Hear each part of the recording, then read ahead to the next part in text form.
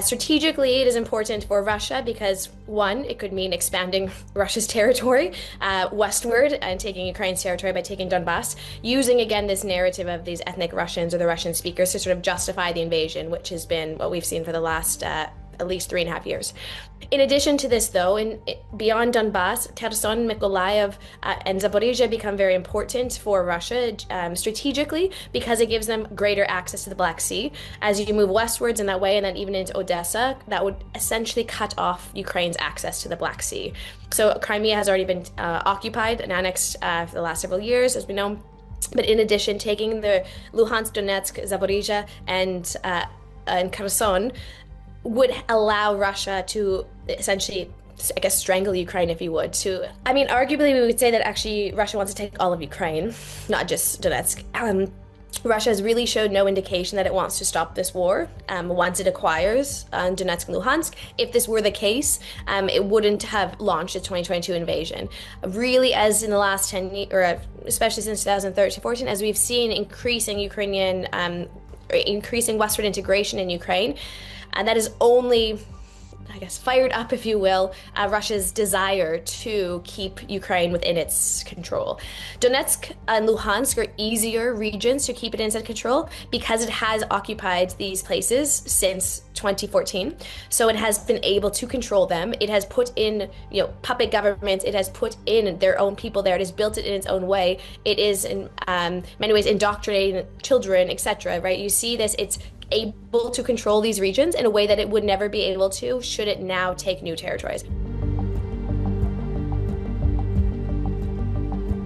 There is the economic element to it in that the resources there, although the reality is these resources likely will not be able to be accessed for arguably a decade at least because of the mines that are in these regions, the fact that these lands have been completely destroyed, these cities completely flattened.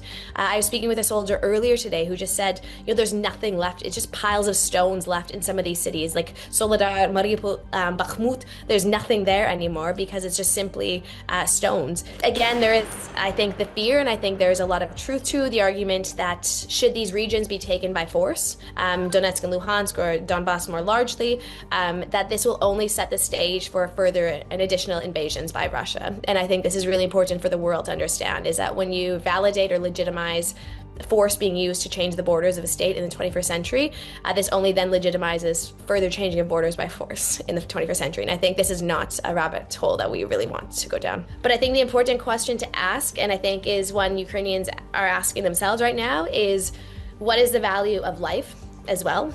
And what do you fight for? And I don't know at this point. The trouble is that we don't have a clear answer in that, should you stop fighting, what guarantee is that there will be no more bloodshed? And until there is a firm answer for Ukrainians and they're not going to stop fighting, they won't be able, afford or not. It's just the principle and the fact that people have ties to these land. Their ancestors were buried there. For 30 plus years, this is Ukrainian land. So therefore, are all those lives lost in vain to just give up land?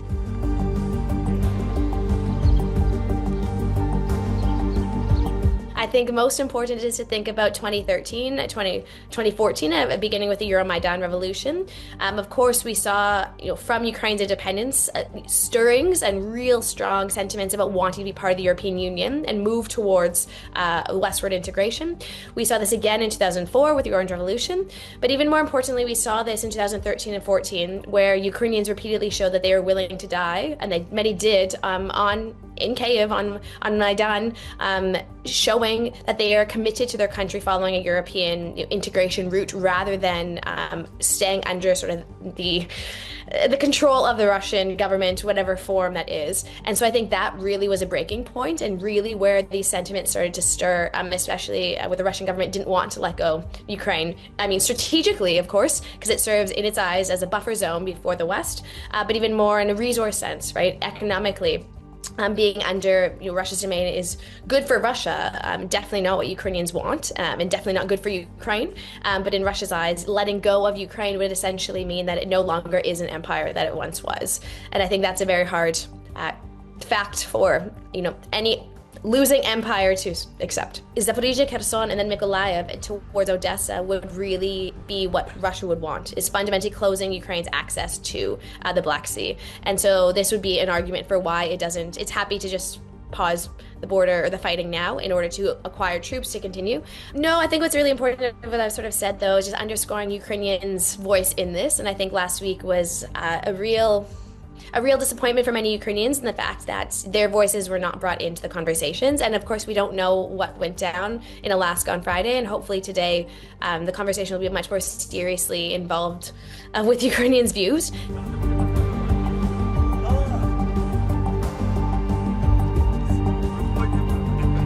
In this case, the army is very much a civilian army. These are volunteers who have risked their lives, who were not previously military.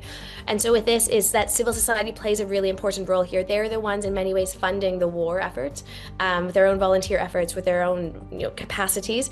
And so giving up lands would really call to question many things, but really importantly, were all those lives lost in vain? What comes with the losing of the lands, or what comes next? Is there some sort of guarantee by NATO that Ukraine will be a member state? Is there a guarantee that NATO will patrol their skies and their borders for the next 100,000 years, right? What comes with it? And I think that unless there is some sort of consolidation that Ukrainians see, at this point, I don't know, I have not seen a proposal by any Western country that would legitimate that. So therefore, I think that if today President Zelensky were to give up those lands, I think there would be considerable upheaval, definitely. But again, this would need to come with some sort of security guarantees, because Ukrainians won't stop fighting. Even if the government is mandating there's troops out of there, there are many volunteer battalions who will continue to go back in there and fight. So I think this is, there has to be some sort of security guarantees backing it.